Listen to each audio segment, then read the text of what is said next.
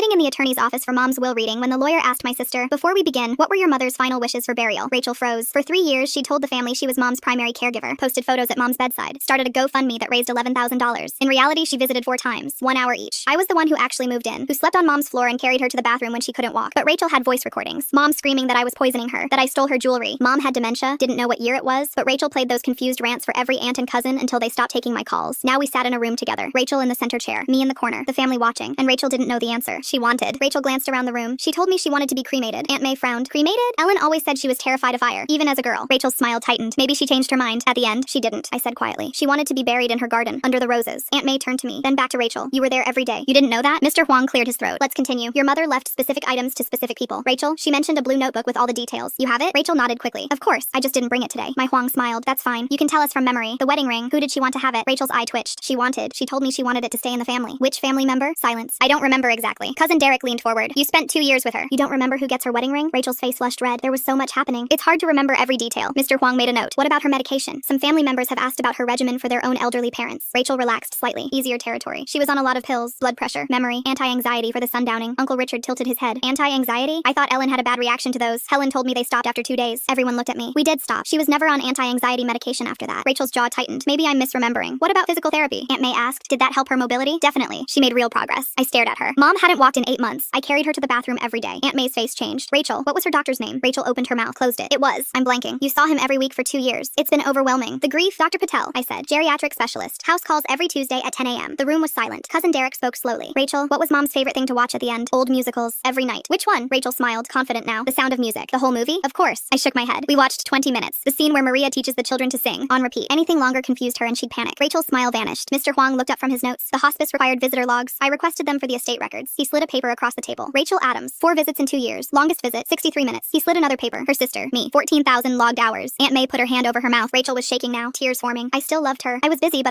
there's more. Mr. Huang opened his briefcase. Your mother left me copies of certain pages from the blue notebook for safekeeping. He pulled out papers. Started reading. Rachel visited today. She thinks I don't remember afterward, but sometimes I do. Rachel went white. She leans close and whispers things. Says my pills look different. Asks if I'm sure my other daughter isn't stealing from me. She shows me my jewelry box and says things are missing. Aunt May's hand dropped from her mouth. Then she takes out her phone and starts recording after I get upset. Complete silence. She makes me scared on purpose. She wants me to say bad things about my baby. I try to fight it, but my brain gets confused and the fear takes over. I'm writing this so someone knows. Rachel is using my broken mind to turn them against each other. Rachel stood up. She had dementia. She didn't know what she was writing. 2 physicians confirmed capacity. She wrote this during lucid periods. Aunt May turned to Rachel. Her face twisted with disgust. You made her worse. You tortured your dying mother so you could record it. I didn't. It wasn't. You made her afraid of her own daughter for $11,000 for Instagram photos. Rachel looked around the room, searching for a single sympathetic face. She found none. Rachel contested the will. She lost. Aunt May calls every Sunday now. Mom wanted to be buried in her garden. I planted the roses myself.